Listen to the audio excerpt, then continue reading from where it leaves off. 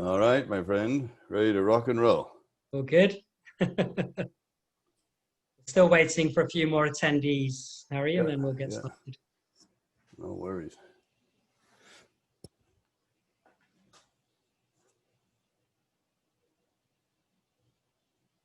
But that's your chosen Zoom background for today, Harry, I see. Yeah, is that okay? That's fine, yeah. Do you have different ones to suit your mood, or just stick with the same one? No, I have different ones. When, this is my sort of like cocktail hour, very relaxed one. Sometimes do this one. That's kind of fun. And then I can put on my sunglasses, so that's kind of fun. I haven't seen that one before. Yeah, we can do that. My son would like that one. Yeah. So, yeah. Brilliant. That's the one I use for, sort of professional background. Exactly. All right. The attendees are clocking in by the second. Numbers are building. Just wait another minute or so. Absolutely. To all of you attendees who have already come on, welcome. We're just waiting a minute or so in order for some more people to join who are expected, and hopefully gives you a bit of a chance to read the bios of myself and Harry. I'm Nadeem Ahmad, of course. Appreciate you joining us today.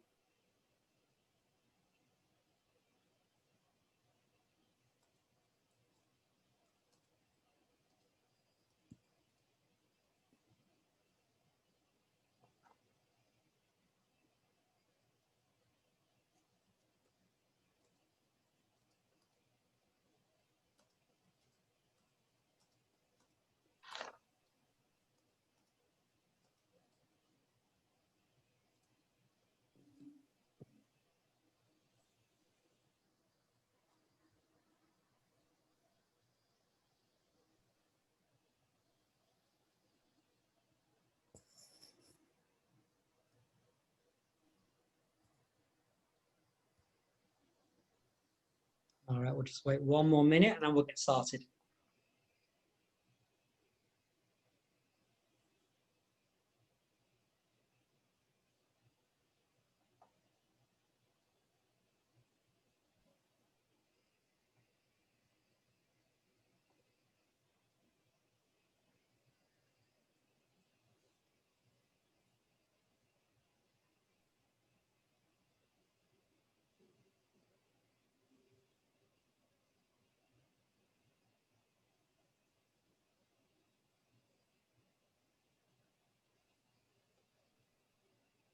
All right, I think we're good to go. Okay, so hello everybody. My name is Nadeem Ahmad. I'm the Managing Director of Templeton & Partners. I'm very happy to be introducing today's Templeton Talks Tech webinar. And I'm absolutely delighted to welcome our special guest, Harry Moseley, the Global CIO of Zoom. Hi, Harry, how are you? I'm good, Nadeem. How are you? Very good, thanks. Very good. Really happy to be having this conversation today and to enjoying this with some of our guests. We've put together quite an audience for you, actually, Harry, today. I've got a little guest list here, so I'll just kind of read out some of the countries and brands that we've got people from. We've got people from the UK, of course, the US, of course, also India, Japan, the Netherlands, various parts of Africa, Spain, France, Germany, Switzerland, China, India, Brazil, the United Arab Emirates, Singapore, Poland, just to name but a few. So, and in terms of brands, a nice global community. Exactly.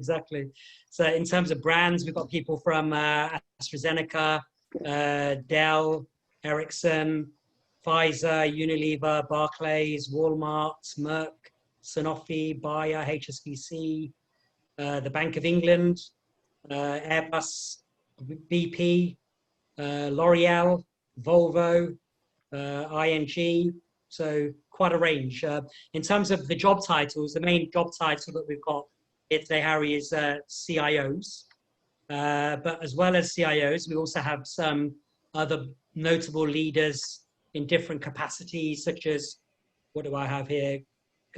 Chief Procurement Officers, VPs for digital transformation and strategy, global heads of data science. So it's quite a range of guests. So thank you everyone who has come on and joined us today, and we hope you enjoy the conversation. We would like this to be as interactive as possible. At the bottom of your screen, you'll see a Q&A button. Please feel free to ask any questions that you like, and we'll do our best to try and get as many of the questions answered as possible. Of course, time permitting, we'll be challenged by time, so apologies in advance if we don't get to ask and get an answer for your question. But thank you for asking it anyway. So how did we come to meet, Harry? Well, basically, we came across you because we invited you to our previous webinar that was hosted by Craig Walker. As I guess many of the people on the webinar also know, Craig Walker was the global CIO of Shell, and he was there for about 30 years, then finally retired, and has become one of the advisors directly to the CEO of Salesforce. So quite a man, a very interesting person, a very nice guy as well, who we were delighted to give the stage to. One of the other reasons why we, of course, chose Craig was because he has been a client of ours at Shell, and he was delighted when he moved over to Salesforce to find out that Templeton is also a supplier to Salesforce as well.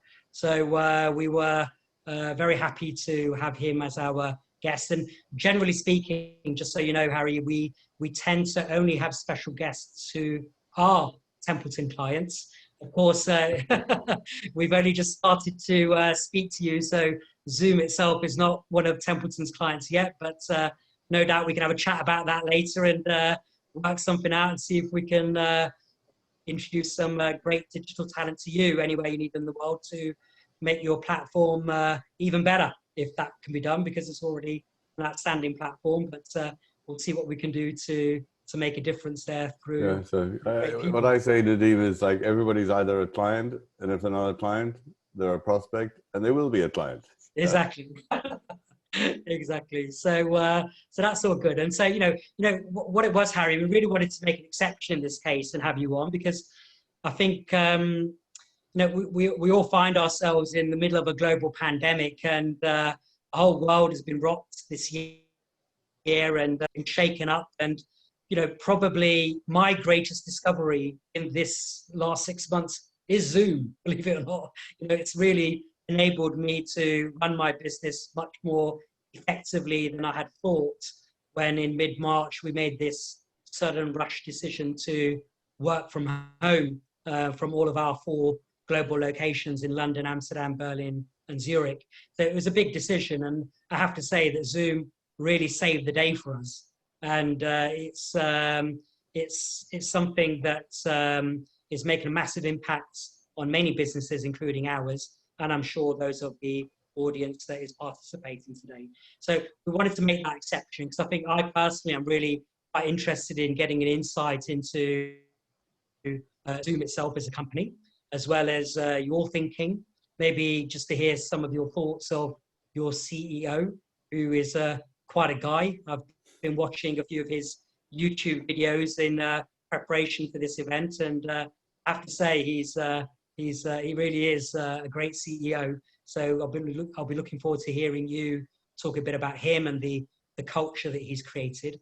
So we wanted to make that exception for you, because we also know that many of our client community who are with us today are also quite intrigued by Zoom and how in the middle of this pandemic, Zoom has actually become a verb. It's entered the English language, and I guess every language in the world, actually, in the same way that Google entered the language when it comes to search, and back in the day the word Hoover entered the vocabulary when it came to vacuum cleaners. So I'm sure you're very proud of that, and as I'm sure are all of your colleagues. But the word Zoom has kind of taken on a lease of life in its own right. I think people are saying things like, I'll Zoom you later, nice to Zoom meet you, even the Zoom wave has become a thing. So really, I'm really happy to be sharing the stage with you today. And, just talking about how this particular platform that you guys have created and are developing every day is making such an impact in helping teams like my team and those of our audience to communicate, to collaborate, to connect, and ultimately to be productive and to be happy. And I think this is something that has really been needed for a long time, actually. I mean, the pace of change in the world, as we've seen in the last few years, has been so fast.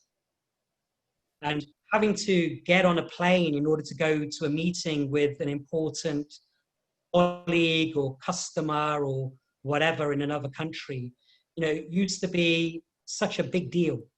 And now we're able just to click a button and just get that person on the screen and have an interaction with them, which is, in many ways, even more meaningful than a face-to-face meeting. Because, with a Zoom call, you can connect with somebody in a much more intimate way, in an eye-to-eye way, without distraction, and really have a proper conversation where things get done. And at the end of the day, that's what it's all about. So I'm delighted to have you here, basically. So what I'd like to do now, Harry, is just to pass over to you. I know that you've got some visuals to share around the new future of work and the next normal. So I'll let you go through those and introduce yourself, and then we'll get the conversation going. Sounds good. Sounds good. And Nadeem, you are so right. So one of the principles that Zoom was founded on was that video is the new voice. And, having a conference call where you can hear people is sort of the way I would characterize it, so analog. It's like, it's so old. It's like, it's kind of like, I have no problem calling my local taxi guy to come and pick me up. It's like, it's a 30-second phone call. But to, conduct a business meeting on audio only is, it's so odd and rare, I might add as well. Prior to the pandemic, I remember talking to enterprises across industries and geographies, and a frequent comment was, well, Harry, we're an audio culture only, we don't use video. How that has changed in the last 6 months. It's like everybody's turning on their camera, and no one's embarrassed about their environment because they can put up, great virtual backgrounds. And at the same notion, it's like, this is part of like the next normal, which is I'm working at home, and I'm working. And there was an article actually published in one of the U.S. newspapers some months back, and the headline read as follows: "Social distancing? You must be joking." And then you read into the article, and it went something like the following: I never thought I would know so much about my team, my colleagues, on a global scale. I've been in their homes. I've met their parents. I've met their grandparents. I've met their children. I've met their pets, their dogs, their cats. I've met snakes. I've met rabbits. Okay. I've been in the kitchen. I've been in the living room, the dining room. Their offices at home. I've been in some bedrooms. I've been even in some bathrooms. And it's I remember on a call and seeing that a cat's tail go right past the screen just like that, and I remember another call I was on was a board that I'm on, and the CEO was making a presentation, and his wife comes into his office and says, "Can you hold the baby?" And he goes, "Sweetheart, it's like I'm in the middle of my board presentation." And she goes, "Well, that's an answer to a different question. I didn't ask you what you're doing." Suddenly, so the baby's in the camera and he's sitting here holding the baby and continuing to give his presentation. Nobody said anything. That is what we're living. That's, and that is normal. I mean, like, people have children and people have that, it's, I remember. And you know what? It's better, actually. It's better. It makes the whole connection so much more human. And you know that you're dealing with another human rather than Nadeem, somebody. Absolutely. Right? Yeah. I remember another call I was on with a CMO for another firm, another company, and she goes, Billy, the FedEx guy, quickly. So anyway, so let me run through a few slides for you and the audience, that I'm sure is going to create some questions for you and everybody, and I'm happy to do Q&A at the end. So I have to put up a safe harbor statement, as you'd expect, so let me just leave that up for a few moments so people get a chance to digest that.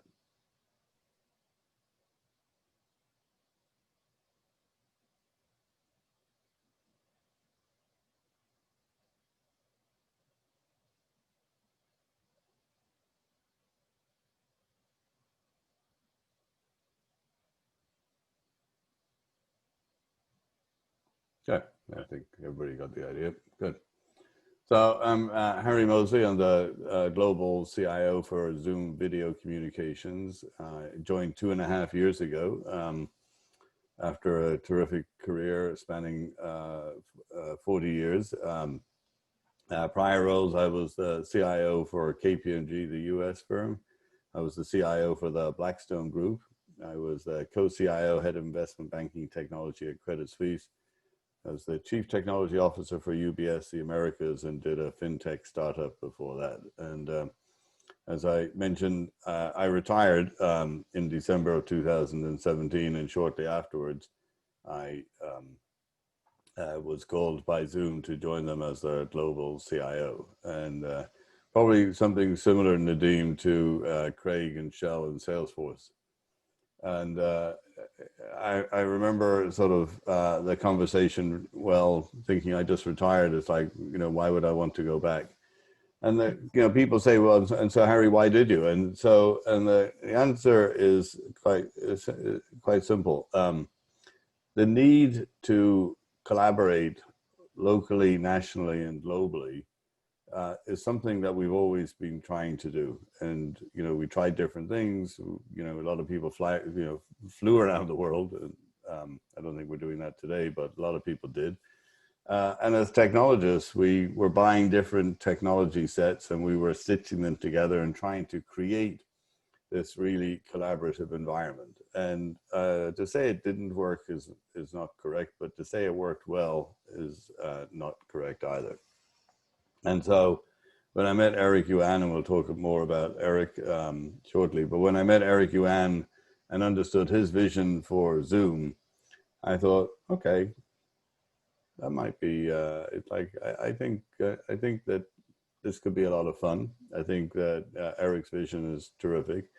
I looked into the technology architecture of the platform. I found that it was radically different to everything else that's out there. Very efficient, very effective. The fact that we're a software company and not a hardware company was very appealing. And I fundamentally thought, I could add a lot of value to a company like Zoom, to the people here, and I could have a lot of fun at the same time. And I've been having a lot of fun for the last 2.5 years. Like, my wife was looking at me at breakfast this morning and said, "Where's my happy man?" And it's like, he's right here. It's like, well, it's like, where are you? It's like, well, I'm just thinking about my 8 o'clock meeting. So, so it's been a great journey, and it's certainly not over by a long shot. So I want to tell you about Zoom, a little bit about us. So the Zoom story is clearly, it's a love story. That's how we think about it. Why do we say that? We say that because Eric Yuan, our CEO and founder, when he was a young man living in China. He used to spend 10 hours on a train on a weekend to go and see his girlfriend in another city. And so Eric was always sitting on the train, reading, thinking, there must be a better way for people to connect. And so that's why and his girlfriend ultimately became his wife. And now Eric is a US citizen and lives in San Jose. So our mission, what's our mission? Our mission is to connect the world, is to connect enterprises, connect people in an easy to use, secure, and innovative video first communications platform. So the Zoom was founded on 5 core principles. Number 1, easy to use. So, I think Nadeem, you said it in your opening remarks. It's like, with Zoom, you click it, it connects, you're in, you got great video, you've got great features, it's easy to use. And I think the easy to use is best described in today's world, because we got kindergartners, getting educated on the Zoom platform. And we've got grandparents connecting with their grandchildren and other members of their family and friends, literally all around the world. And they're doing happy hours, and they're playing cards and all sorts of stuff. So it's ease of use, very clear. Great reliability. We operate at 4 nines on a global scale. Innovative features. I love doing this presentation mode because I can, here I am, and when I'm presenting, I can be like right in front of the screen, and I can reference different parts, much like I would in the boardroom. So that was something we introduced recently. Our 5.2 release came out yesterday, where you can now move the videos around in the gallery view, etc. So you can, if there's 5 or 6 people you want to have more prominent, you can position them. So lots of great innovative features. We are the first to come with virtual backgrounds, and we can do video backgrounds and stuff. And I'll show you at the end. I'll show you some of the fun things that we can do on the platform.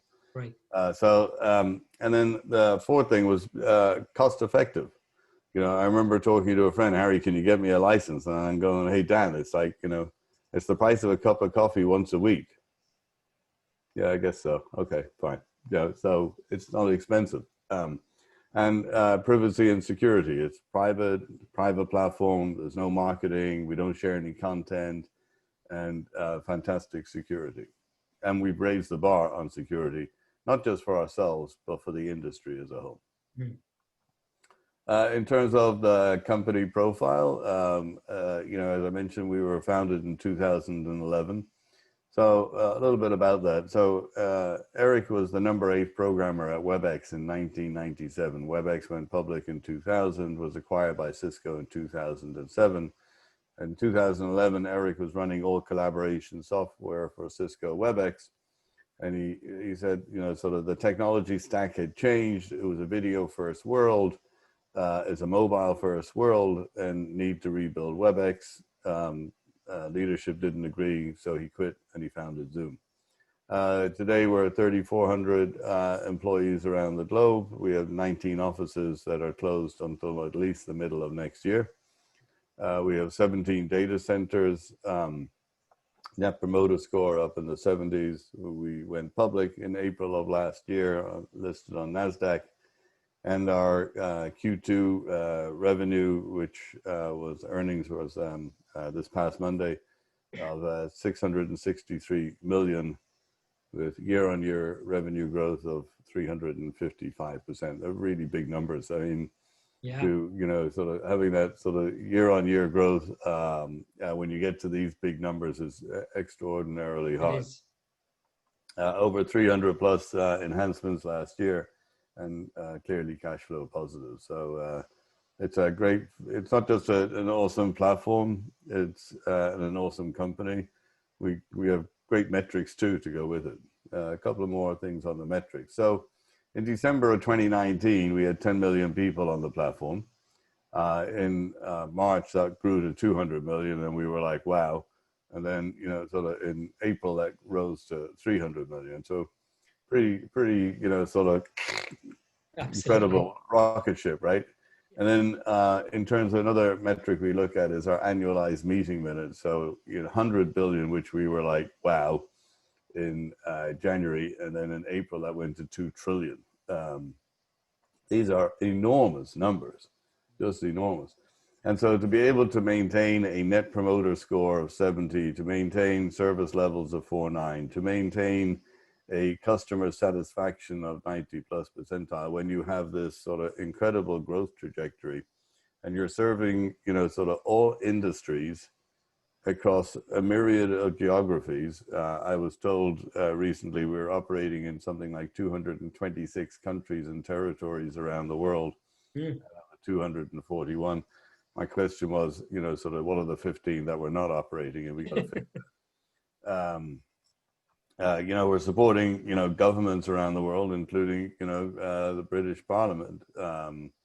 And education is a big part of what we do as well. We have over 100,000 schools in 25 countries where we're educating children around the world as well.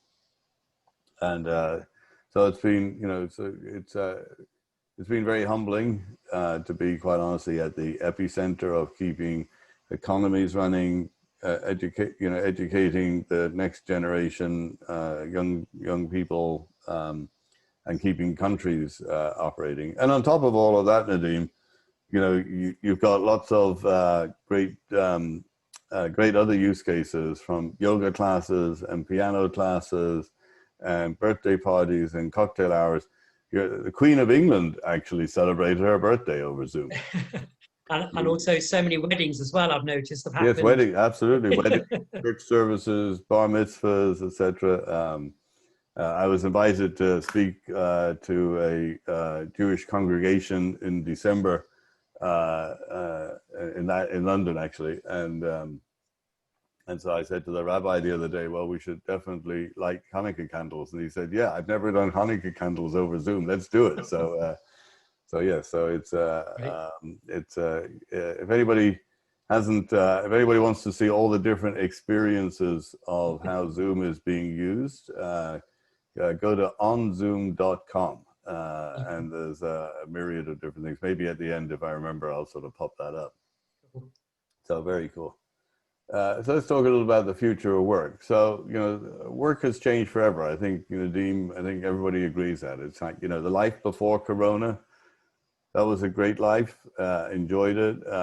But life has really changed forever. And I think sort of the notion of going back to that environment is very, very unlikely. And as this is continuing, and seems to me at least to be continuing, based upon all the conversations I've had and everything I read, this is easily going to continue for another 12, 18, or potentially 24 months. So we're in this for the long haul. Yeah. We're going to have to, get, adapt is a perfect word. I'm stealing that one from you. And it's not working from home. My wife calls it living at work, because, sort of you fall out of bed into the office and then you go back. And I think, but it's neither of those two, actually. It's the notion of working from anywhere. So as an example, on Friday, this Friday is a long weekend, and a friend of mine lives an hour and a half from where I live, and he said, why don't we go for a bike ride late in the evening, sort of late afternoon. So I said, sure, happy to do that, but I got a bunch of calls. So he said, well, why don't you come? So I'm going to drive up to him at 8 o'clock in the morning. He's going to, give me my own room in his home where I can do my Zoom meetings from. I'll bring my bike, and at 4 o'clock, run downstairs, jump on my bike, and off we go. And so it's working from anywhere. And then, sort of the business and life, the rules have changed, right? It's like, we're learning to use personal tools for business, and we're learning to do business tools for personal use. And, it's, and it's difficult, right? Because, I remember talking to somebody, him and his wife are working at home. They have a 2-bedroom apartment in the city, and they got 2 young kids, sort of 2 and 4. And the kids don't understand that mommy and daddy are like working. but they're home. They're not. It's like that. That doesn't make sense in a 2-year-old's head, right? So they put duct tape on the floor, and they explained to their children that when mommy and daddy are on this side of the tape, they're at work. They can't be disturbed. Yeah. And when they are on the other side of the tape, that's when they're at home. And so the kids got used to that, and so that they figured it out. It doesn't work for everybody. Some people don't have that, sort of the luxury of space, and it doesn't work in all geographies, and it doesn't work for all cultures. If you look at India as an example, where you have, sort of large campuses, that's almost like a village, Nadeem, and I'm sure you've been many times. It's where you bring your dry cleaning. It's where you do your laundry. It's where you've got your gym. It's where you've got the library. It's where you have, your lunch, your breakfast, your lunch, and your dinner, and it's where you work. So it's so you have got to take this sort of living at work into account for different cultures and different countries. Very true. And then last point here is, managing virtual teams is a different experience than managing the team in the office. And, I suspect, like many of the people on this call, yes, I've always had like great teams that supported me, and most of them were local, but you have teams, you have people, in other parts of the planet that are part of that team. So it's always been a little virtual, little distributed, but when it's completely distributed, it changes the dynamic a lot. And people have learned new skills. I remember talking to one of our CIOs of one of our clients, and he was saying, well, Harry, it's like I used to fly, different cities every week around the world. I used to walk around the office just to sort of see people and introduce myself and meet new hires and things like that. Well, obviously with, COVID-19, that's all gone.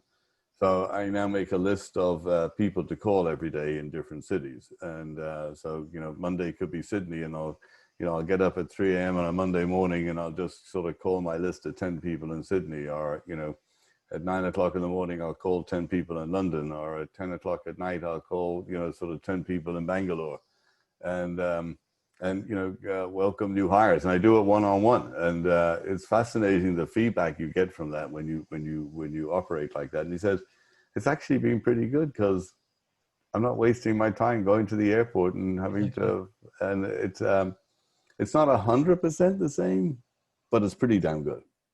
I think also the ability to connect with more people is just possible now. Whereas that same leader who had to get on a plane and then had a short amount of time in whatever city could only probably meet with a few key people. But now he gets to meet with so many more people and connect with so many more people. So I think actually the whole world has become so much more inclusive. Yes.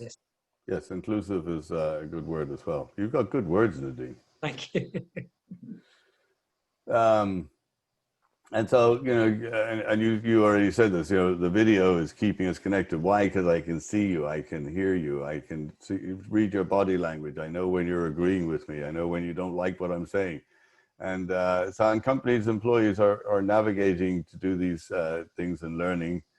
And distractions, like I said, the cat walking across the screen, they're normal. We don't even see the cat walking across the screen anymore. So it's quite terrific. And then things are evolving as we sort of look at the re-entry. As large conference rooms are gone. Large conference rooms are being converted into smaller conference rooms. No more than 5-6 people in a conference room. If you need more than that, you got to join the rooms by video. Companies are looking at how do they bring people back. Elevators, have the little footprints on them now, so you can only have like 2 or 3 people in the elevator. If there's 150 people on the floor, that's a lot of elevator rides to get people up there, and then how do you accommodate people in the lobby? So I think that we're going to go through a period of experimentation is the way I would characterize it. And we're going to learn how to operate in this new environment.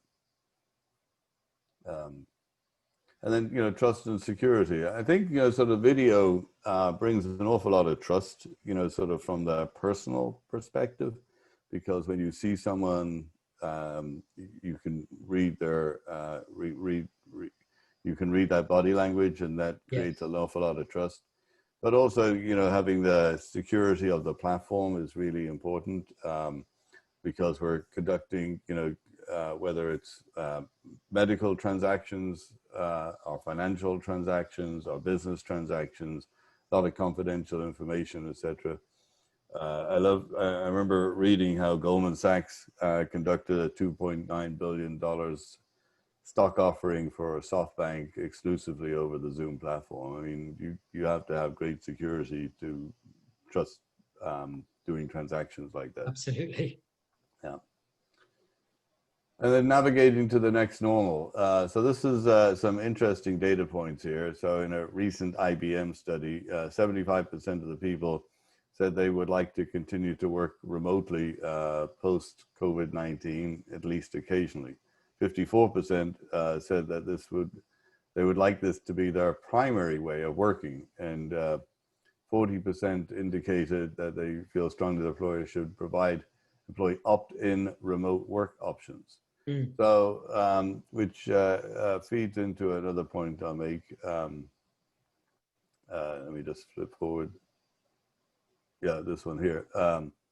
The limitations, as I call it, the myths of the past have been proven wrong. So what do I mean by that?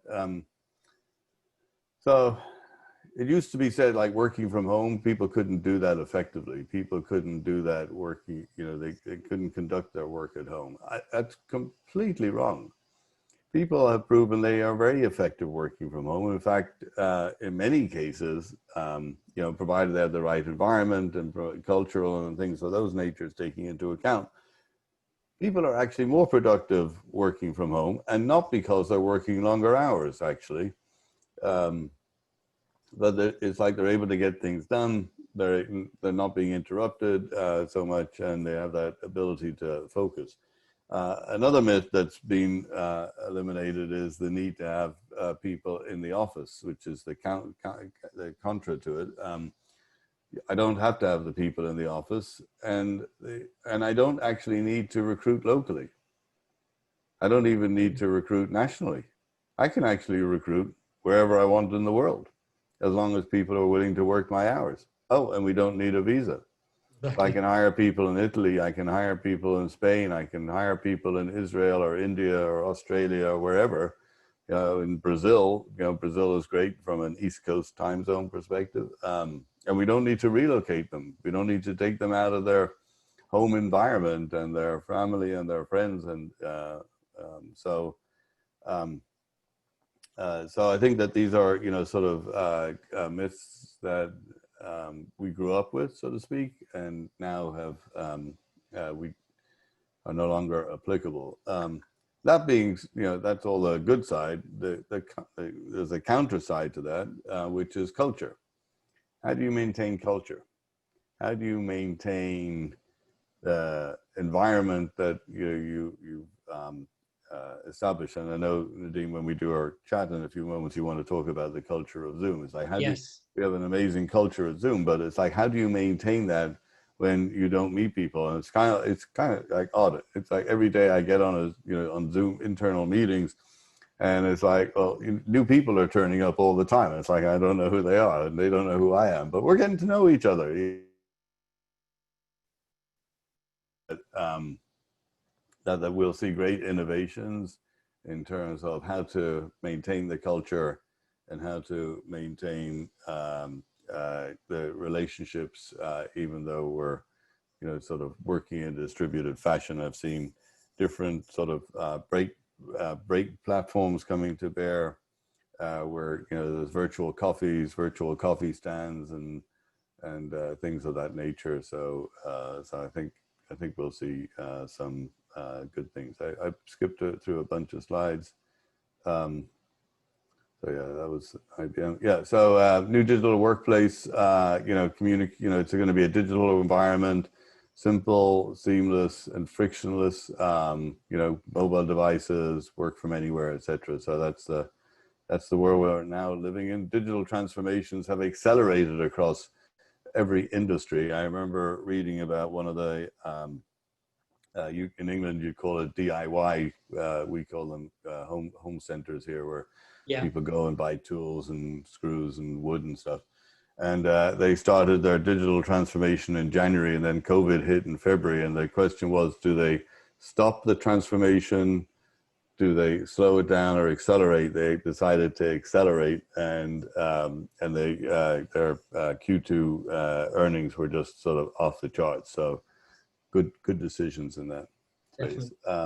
We introduced Zoom for Home recently, which is a device, 27-inch monitor that attaches to your laptop, allows you to share content, but it also puts up your Zoom meetings, and has a digital whiteboard, and you can make Zoom phone calls on there, and a very cool display. So people should check that out from D10. And that's it. So it's, I think that, yeah, I'll stop sharing. I think that, you know, it's, whilst it's been, no one would have wanted COVID-19. That's a fact. That being said, it's like, I do think that it's accelerated the inevitable in how businesses are operating.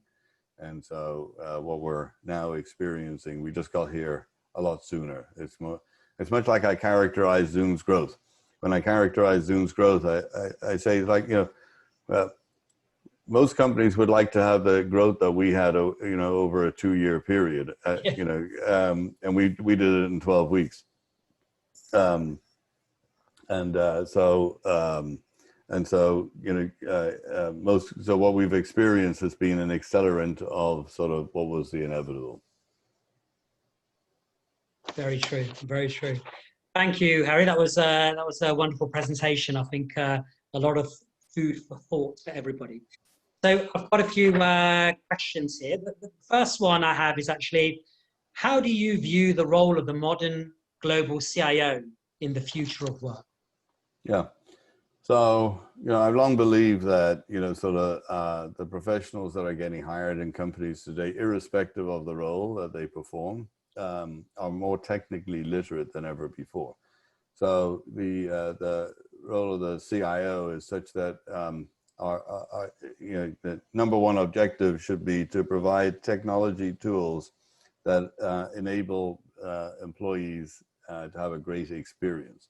And a great experience means, you know, the ability to get their work done in a seamless and frictionless fashion, which is clearly what we do. So I think that's paramount. It's no longer about building applications and things of that nature. It's about enabling their companies to operate. Very good. So true. What key skills do you believe global technology teams need to have to support the forward-looking CIO? Yeah, they need to understand how to collaborate, how to work as one, how to sort of leave their egos sort of on the street, so to speak. They need to have a good understanding of the business that they're operating in, so that, because I think that technologists today are uniquely positioned to do a couple of things. Number one is they know the art of the possible. And so if you understand the art of the possible and you understand the business, then you can sort of you can take the technology and apply it to the business in a terrific way to enable people to be incredibly productive. So I think a big part of it is understanding the business. I think taking some risks, you know, it's not about failing fast. I don't believe, you know, sort of, you know, failure is not an option in my book, but I do believe that people should experiment. And it's like I often reference, you know, sort of, I don't know about Unity. When I was in school, I did chemistry class. And it's like every chemical experiment wasn't a success. Some of them failed. Some of them just didn't work. So you do it again until it did work. And so I think, you know, the other thing is that going back to the CIOs, is that, you know, we always had, you know, we're always very deliberate about evaluations. You know, you sort of say, okay, we're going to evaluate these 4 or 5 systems. Here's the criteria. Here's the weighting, the rating, and the scoring. Today, it's much more about being involved as a leader and understanding the applications, not so much delegating it, but understanding it, experiencing it, meeting the people behind the platforms, the technologies, and using the technology oneself. It's like, I remember back at KPMG, you know, I was always the guinea pig, because if I didn't love it and didn't think it was easy to use, I wasn't going to give it to, you know, 35,000 employees. And so I think being much more engaged as a leader in the technologies and experiencing them, using your referral networks about what works and what doesn't, is a much more efficient way of getting to a good result. Very good. Yeah. Yeah. It's so much about experience. And, you know, we're going to talk a bit about your CEO soon. And, you know, what's one of the things that struck me about him is his commitment to the user experience and really doing that video first methodology in order to make sure that people are happy ultimately. And Yep. I think he was saying that one of the reasons why he left his previous firm is the survey. He spoke to all the customers and nobody was happy. So he literally made a list of every single thing they complained about, and decided, I'm going to create a company that is going to actually preempt this unhappiness and give people a platform to be happy. Of course, it's an ongoing journey. There's always things to learn. And I know you guys have had your issues as well on your journey, as anyone would with such a fast growth, prominent product that you're offering. But it's all about learning. It's all about getting better. It's all about making people happy. I really like that. I really like that. So one of the things at Templeton that we do in that realm is that the way we created our company is we noticed that pretty much every single recruitment company on the planet offers a local solution. So if the agency is in London, they recruit for London clients with London people. If they're in Stockholm, they'll find Swedish candidates for Swedish companies. And it's all very local. And what we decided is that we have noticed that there is a trend in the way the world works. Every big global corporation wants a bigger global market share, and they want to reach a global customer base. And they need to do that through the mobile phone, and they need to do that through meeting people in their world rather than the world of the headquarters. So what I did is I designed this company in order to meet that need, actually, from a hiring perspective. And you know what we've been really happy doing, in particular for companies like Shell and some of the other ones I mentioned, is helping them to build global teams, so that they've got teams in their 4 main hubs of the USA, the Netherlands, the UK, and India, all collaborating together. And with technology like Zoom, the ability for those teams to perform at a much faster, much more effective level now has just gone through the roof. So that's kind of our work. That's our work. How do we build global teams? So it kind of brings me on to a question for you. In, you know, what are your insights into managing disparate global teams effectively in our next normal? Yeah, you know, I touched on a moment ago with sort of the notion of how do I, you know, connect with people in different cities? How do I welcome people to the family, so to speak? And I think, you know, it's so that's one thing. You know, a second thing that I've seen a lot of leaders do now is like having sort of all hands meetings on a regular basis. You know, not the quarterly call, but you know, sort of bi-weekly. You know, it's there's you know, a CIO I was talking to recently who does, you know, sort of once a week has a 30-minute you know, with his entire tech team globally, you know, and it's recorded and here's my top of mind thoughts for the week, and people can watch it at their leisure. Because I think it was about 2 years ago I started to believe that employees really want to hear from leadership. They really want to hear from people who are running the organization, and they don't want to read it.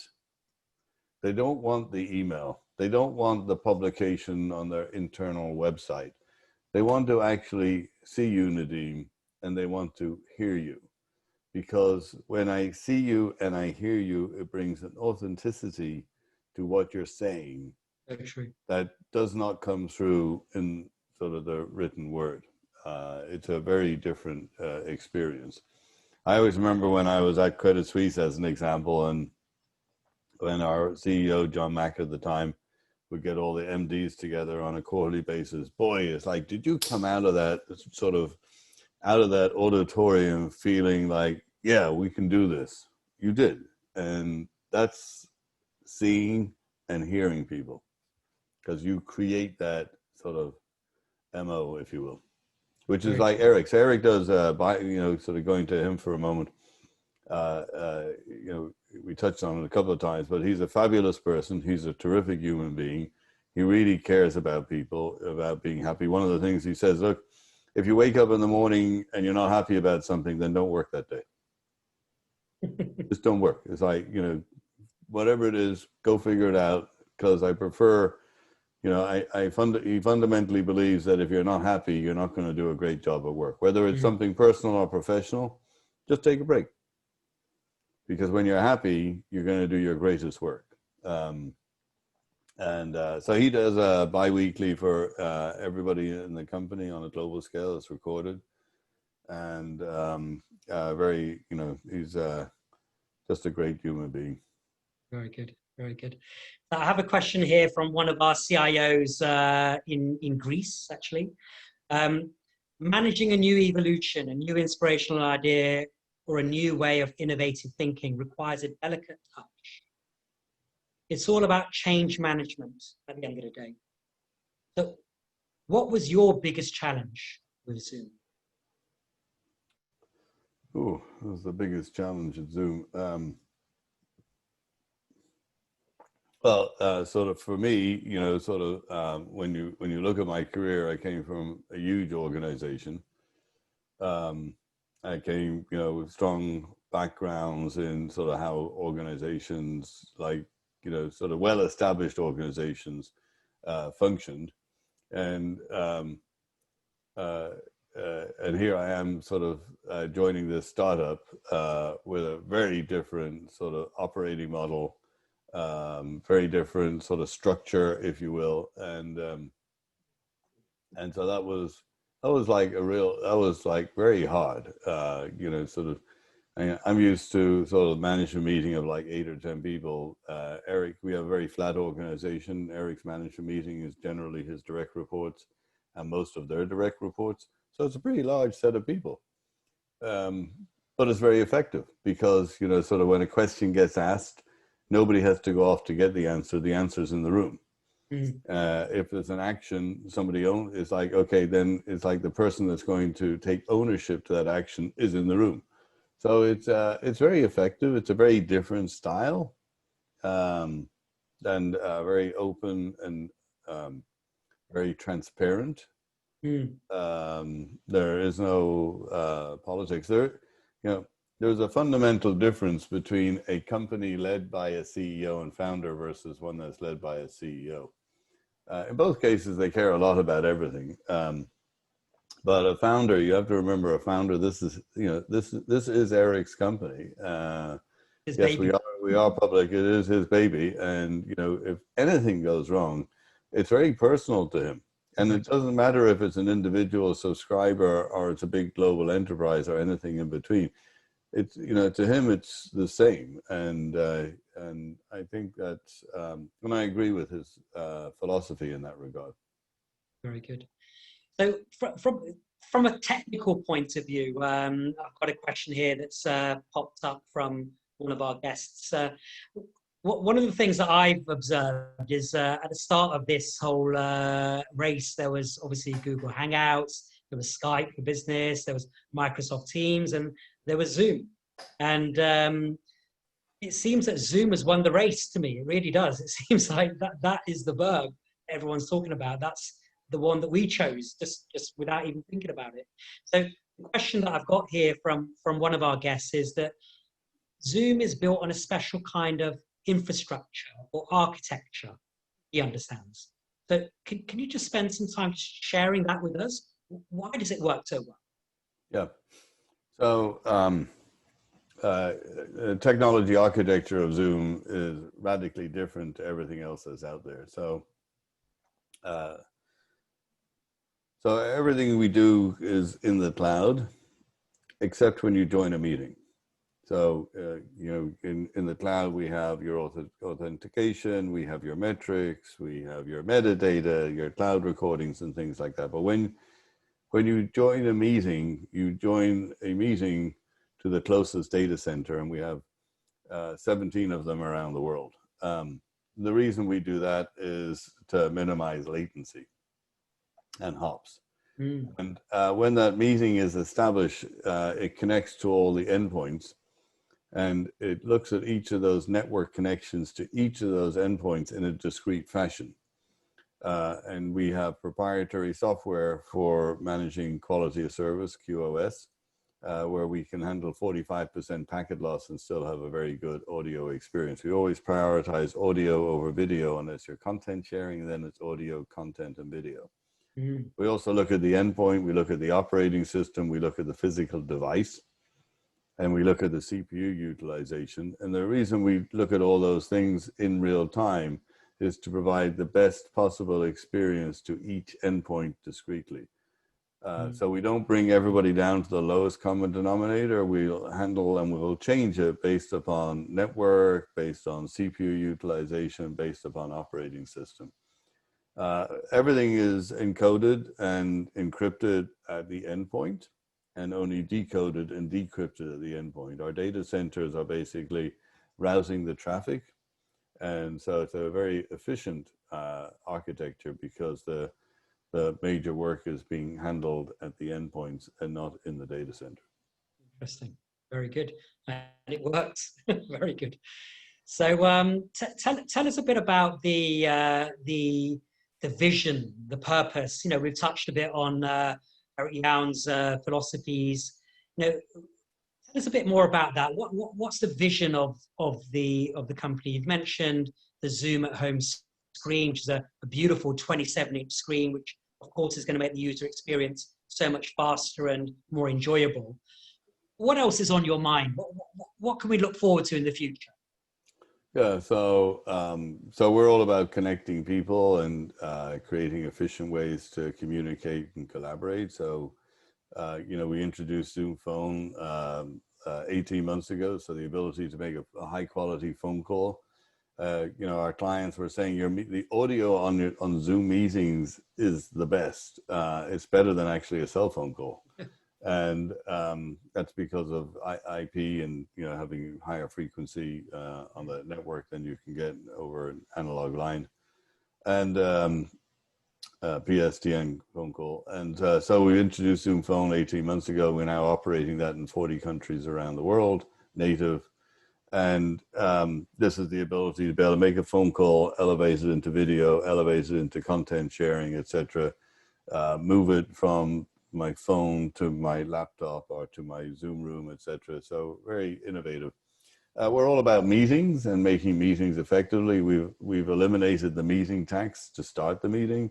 So looking at technologies to make the meeting more effective, where we can make notes in the meeting, record, we record meetings, we create transcripts of meetings. So to be able to make the meeting notes and the action items in the meeting, so that Nadeem, when we leave, we've got the minutes of the meeting. We don't need to create them afterwards, and everybody's agreed to that. Good. Things of that nature. Collaboration is something in the distributed world, because when everybody is working in the office in these nice collaboration spaces, it was very effective. When everybody's working in a distributed environment, collaboration works. When you've got this hybrid model where some people are in the office and some people are working from anywhere, how do you collaborate in that environment? And so, as they say in life, watch the space. Okay. I think it'd be great if you haven't planned to. I think people should join our Zoomtopia, which is our annual user conference, Okay. which is coming up on October the 14th and 15th. I'll send you an invitation Please. later today, and please feel free to share that on my behalf, because there are a lot of product announcements. We'll be talking about our roadmap, showing different use cases, and Very good. actually, I'm going to put in the chat, because we didn't get to talk about it, but I'll put in the chat the on Zoom.com, where people can check out. While you're doing that, can you share with us when the Zoom home screen is going to be available in the UK and Europe? Because I'm personally very keen to have one. Yeah, so if you go to d10.com, and you can actually register there, and I think they're shipping this week, actually. Oh, great. Perfect. Yeah. Cool. Okay. Well, I think our hour is pretty much up. It's been really wonderful to speak to you, Harry. I've personally enjoyed the conversation, and I hope everyone else viewing has also enjoyed it too. This is for us just the start of the conversation. We hope that we can find a way to extend this initial chat, where just the two of us speaking, to a opportunity for people to continue this conversation in a more one-on-one way. So there may be some people who would like us to introduce you to them personally. If that's okay with you, we'd love to connect you. Templeton is all about connecting people.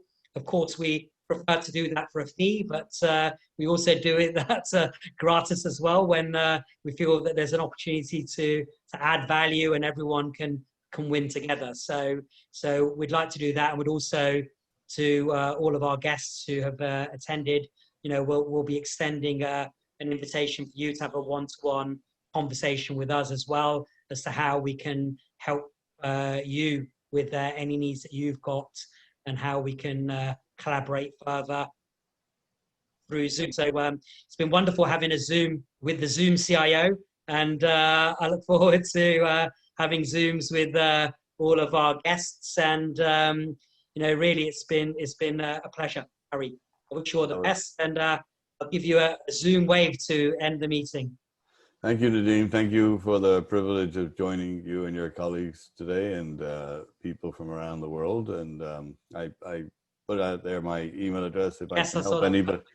If anybody needs any help in any way, I'm happy to do that. And please feel free to register to our user conference, Zoomtopia. I'm sure it'll be a great experience for you. Yes, that's going to be great. I'm looking forward to that. So we will encourage our guests to see if they can come onto that, or send people from their team to do so. Yeah, absolutely. Wonderful. Very good. Harry, Nadeem, take care. Stay well. Stay well, everybody. Day. Yeah. Cheers. Bye-bye. Bye.